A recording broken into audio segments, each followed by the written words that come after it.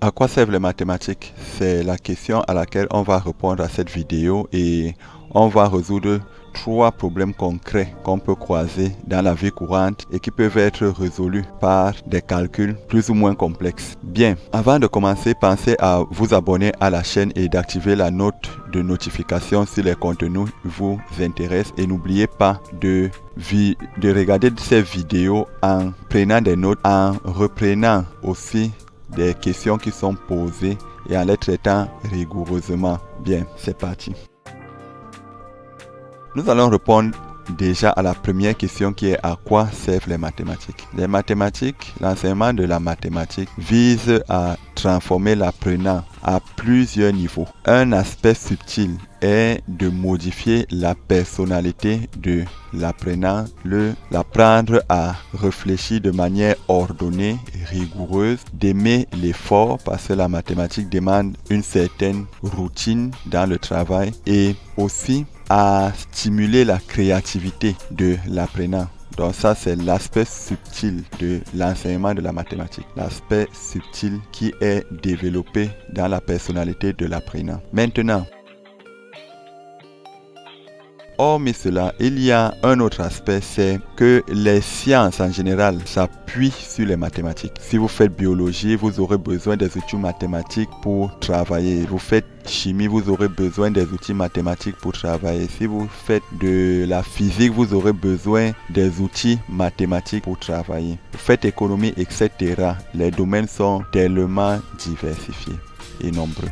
Bien. Maintenant, ce n'est pas le seul aspect. Dans la vie courante de tous les jours, si vous êtes attentif, vous allez constater que vous êtes dans un monde mathématique à tous les niveaux. Donc, la partie évaluation de compétences vise donc à évaluer l'aptitude de l'apprenant à utiliser les notions enseignées de mathématiques pour résoudre des problèmes concrets auxquels il peut faire face dans son milieu dans lequel il vit. Bien, notre évaluation de compétences que nous allons traiter dans cette vidéo nous propose plutôt 3 problèmes que 3 amis viennent exposer. Le premier ami se nomme Jacques. Il dit avoir une ménagère qui se rend au marché, achète des bananes, des mangues, des ananas, dont les prix à l'unité sont respectivement 25, 60 et 80 francs. Elle achète un total de 12 fruits pour une somme de 640 francs. Votre ami veut déterminer le nombre de fruits de chaque variété. Ça, c'est ce qui va nous intéresser à la tâche 1. C'est ce qui va nous intéresser. Pour répondre à ce type de questions, il est nécessaire de structurer son raisonnement au moins en 2 étapes. La première étape étant la modélisation, donc la transformation du problème en équation mathématique ou en une expression mathématique. Et la deuxième étape étant de résoudre le problème. Pourquoi est-ce qu'il est important de diviser le problème en 2 étapes? Parce que la correction aussi peut être structurée de telle sorte que l'apprenant ayant bien modélisé le problème a un certain nombre de points et l'apprenant ayant modélisé et résolu le problème jusqu'à la fin ayant un certain nombre de problèmes de points, je veux dire. Bon, donc au niveau de la modélisation, donc qui est ici une mise en équation, nous allons considérer x, un nombre qui désigne le nombre de bananes, y qui désigne le nombre de mangues et z le nombre d'ananas. Dans un premier temps, nous allons transformer la phrase la ménagère achète 12 fruits. Si la ménagère achète 12 fruits, cela signifie que x qui correspond au nombre de bananes et y qui correspond au nombre de mangues et z qui correspond au nombre d'ananas, la somme de ces 3 inconnus nous donne 12 puisqu'elle achète un total de 12 fruits. Voilà la première équation. La deuxième équation provient de la phrase qui dit que la ménagère dépense 640 pour cette opération. Donc, x étant le nombre de bananes, la somme dépensée pour acheter les x bananes est le prix unitaire de la banane qui est de 25 francs multiplié par le nombre de bananes achetées. Donc on a 25x qui correspond à la dépense causée par l'achat des bananes. De même, 60Y correspond à la dépense causée par l'achat des mangues et 80Z correspond à la dépense causée par l'achat des ananas. Elle dépense donc pour un total de 640, ce qui veut dire que l'opération d'achat a donc été la somme des trois valeurs que nous avons ici. Ce qui nous dit donc que 25X plus 60Y plus 80Z nous donne donc le montant de la dépense totale qui est 640. Maintenant, les deux équations étaient les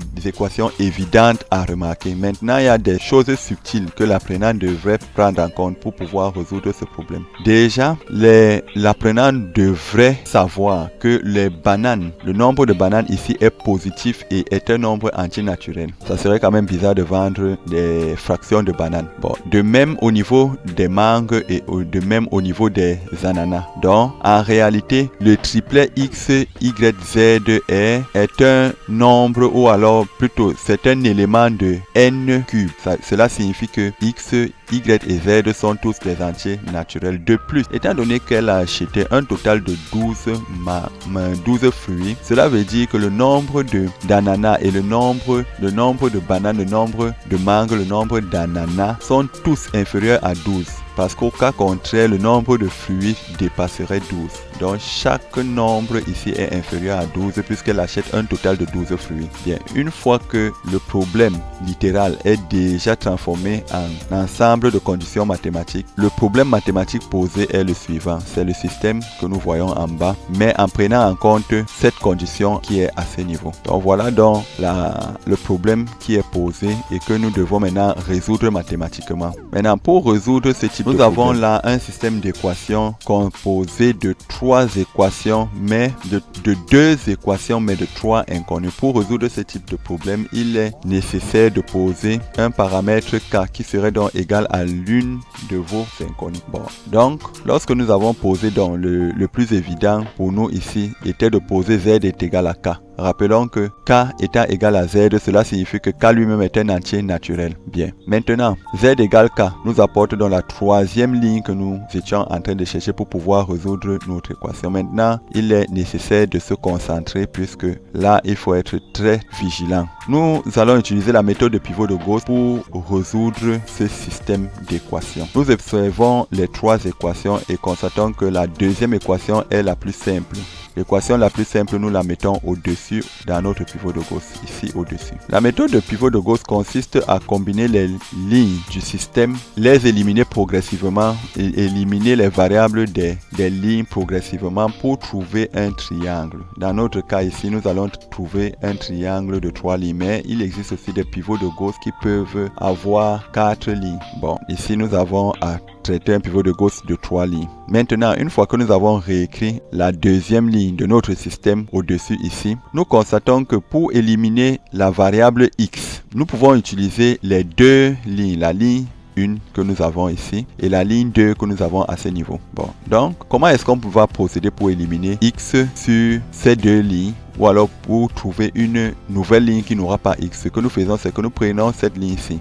Nous la multiplions par 25. Pourquoi par 25? Parce que nous voyons que si nous multiplions toute cette égalité par 25, nous aurons par moins 25 plutôt, nous allons obtenir moins 25 à ce niveau et en additionnant la ligne ci et celle-ci, les x s'en iront. Donc c'est la raison pour laquelle nous multiplions par moins 25 cette ligne et lorsque c'est fait, nous aurons moins 25x, moins 25y, moins 25z et 12 fois moins 25 de ce côté qui ne doit pas être oublié. Bien. Maintenant, une fois que ceci est fait, nous allons donc additionner la première ligne et la deuxième ligne multipliée par moins 25. Lorsque cela est fait, nous obtenons le résultat ci. Donc, le résultat de cette deuxième ligne est le résultat de la première ligne additionnée à la deuxième ligne qui a été multipliée par 25. En détail, qu'est-ce qu'on obtient? On obtient 25x moins 25x, les x en vont. On a 60y moins 25y, ce qui nous donne 35y. Nous avons 80z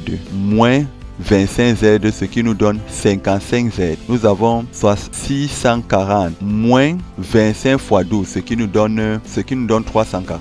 Bien. Et la première ligne ici est remplacée par la deuxième à ce niveau. Ce qui signifie que l'apprenant pouvait toujours reconduire cette ligne-ci à ce niveau. Il devait toujours trouver, mais nous cherchons, le mathématicien cherche toujours le chemin le plus pratique pour résoudre les problèmes. Donc, nous prenons la ligne la plus simple qui est aussi composée des trois inconnus et nous la plaçons au-dessus et nous abandonnons celle-ci qui est un peu plus complexe. Maintenant, nous avons un pivot de Gauss ici qui a trois équations mais qui est déjà presque résolu puisque la première ligne a trois inconnus, la deuxième a deux inconnus, la dernière a une inconnue. Nous savons que lorsque le pivot de Gauss est déjà sous la forme C, il s'agit juste de remonter en remplaçant les variables par leur valeur. Z étant déjà égal à K, nous remplaçons donc Z au niveau de la deuxième ligne et nous tirons la valeur de Y. C'est ce qui nous amène ici à dire que 340, le 340C, moins 55 Z. Or, 55Z, c'est encore 55K. Donc, 340 moins 55K divisé par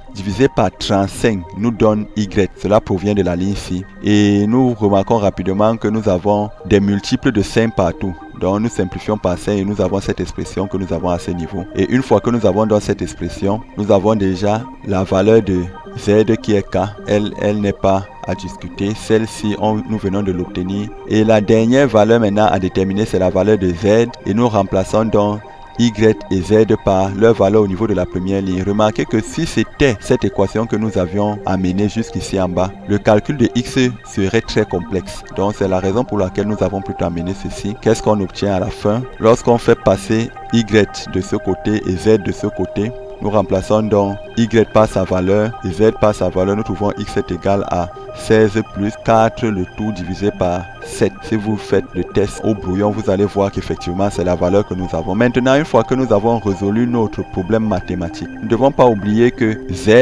Y et X sont des entiers naturels. Bon, donc nous pouvons déjà formuler l'ensemble solution de notre problème. Il s'agit du triplet C avec K appartenant à N.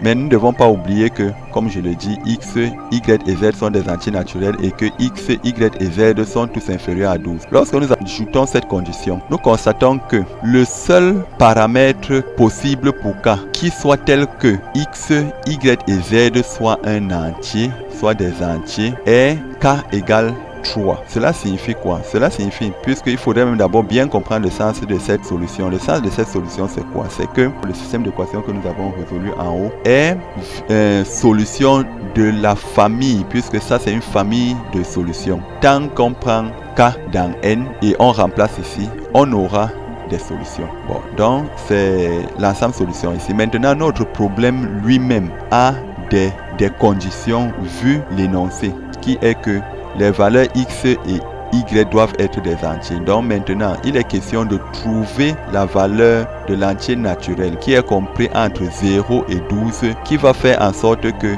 X ici et Y là soient des entiers. Lorsque nous testons K égale 1, nous n'allons pas trouver un entier. Lorsque nous testons K égale 2, nous n'allons pas trouver d'entier, ni là, ni là. Et ainsi de suite. Si vous testez K est égal à 3, vous faites 68 moins 33, puisque K égale 3, ça va donner 33 à ce niveau. Divisé par 7, vous allez remarquer que vous trouvez 5. Là, c'est un entier. Et lorsque vous faites la même chose, vous remplacez K par 3 à ce niveau, vous aurez 12. 12 plus 16 divisé par 7, vous trouvez 4. Il s'agit des entiers. C'est la seule solution. Lorsque vous allez tester K est égal à 4, K égale 5, K égale 6, etc., ça ne va plus marcher. Vous n'aurez pas des entiers. Donc, la seule solution de notre système est dans le système que l'ensemble de solutions que nous avons ici, X égale 4, Y égale 5 et Z égale 3. Donc la ménagère achète 4 mangues, 5 bananes et 3 ananas, ce qui résout notre premier problème. À présent, la deuxième situation qui nous intéresse ici, qui est aussi une situation concrète de la vie, on dispose. Donc Moïse, en fait, le deuxième ami de notre compétence, évaluation de compétences, est Moïse. Moïse possède un pavé droit dont les faces des airs sont en centimètres carrés 52, 78 et 76. Maintenant, il voudrait connaître le volume de son pavé. Pour avoir le volume de son pavé, il faudrait qu'il ait les dimensions de son pavé. Ça veut dire hauteur, longueur et largeur du pavé. C'est donc ce qui va nous intéresser à la deuxième partie de notre vidéo. Toujours, on structure le problème en deux parties, la mise en équation et la résolution concrète du problème. La mise en équation, nous allons poser alors la largeur de notre pavé A, la longueur de notre pavé B, la hauteur de notre pavé C. Puisque les faces d'un pavé sont des rectangles, leurs aires sont alors les produits des longueurs et des largeurs de chaque rectangle. Les faces de notre pavé sont alors le produit des longueurs et des largeurs de chaque rectangle. C'est ce que nous allons donc constater et le système suivant va apparaître très rapidement. Nous avons ici A fois B, c'est l'aire d'une des faces, donc on peut dire que c'est 52. B fois C, c'est l'aire d'une des faces, donc on peut dire que c'est 78. A fois C, c'est l'aire d'une des faces, donc on peut dire que c'est 76. Une fois qu'on a posé ce système, nous l'observons. Comment est-ce qu'on peut le résoudre? Par substitution, peut-être, somme et produit, pas simple. Et ce qui nous vient facilement à l'esprit, c'est de chercher à multiplier une des lignes par l'inconnu que la ligne n'a pas. Je me concentre à la première ligne, je la multiplie par A, B, C. Lorsque je la multiplie par A, B, C, je remarque que j'ai BC qui apparaît à ce niveau. Donc BC peut me servir à exprimer A en fonction de C uniquement. Donc lorsque je remplace BC par sa valeur, j'ai la fraction que j'ai à ce niveau. Lorsque je tire plutôt A en fonction de 52C et BC, j'ai la fraction qu'on a à ce niveau. Et lorsque nous tirons plutôt B à l'aide de cette ligne 1, lorsque nous tirons B à l'aide de cette ligne, nous allons remarquer que B est égal à 52 divisé par AC.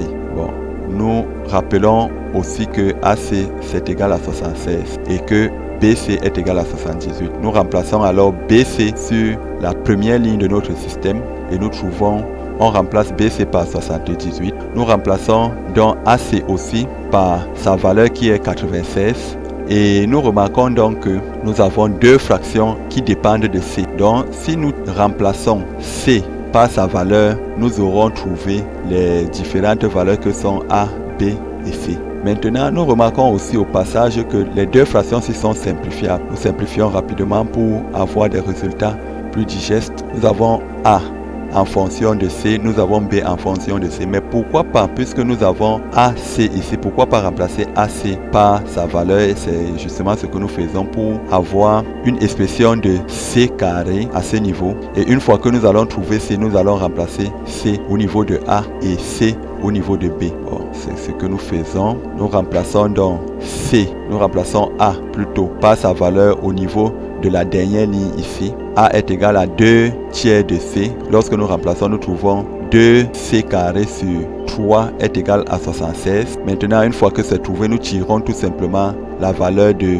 C carré, ce qui nous donne 144. Lorsqu'on effectue la racine carrée de 144, nous déterminons, nous trouvons 12. Rappelons, parce que c'est quelque chose qui s'oublie facilement, rappelons que lorsque nous mettons la racine au niveau de C, normalement il y a deux possibilités. Il y a la possibilité que C soit moins 12 et la possibilité que C soit 12. Mais nous considérons uniquement la possibilité que C est 12 parce que C est positif. Parce que c'est une distance n'est pas négative. C'est la raison pour laquelle nous n'avons même pas fait cas de C égale moins 12. Donc C est égal à 12. Lorsque C est égal à 12 est remplacé à ce niveau, au niveau de A, nous avons alors 2 fois 12 divisé par 3 qui nous donne 8. Au niveau de B, nous avons 13 fois 12 divisé par 4 qui nous donne 13 sur 2. Et étant donné que nous avons A fois B fois C, nous avons déjà les dimensions de notre pavé. Nous avons la longueur, nous avons la largeur, nous avons la hauteur. Donc pour trouver le volume, il suffit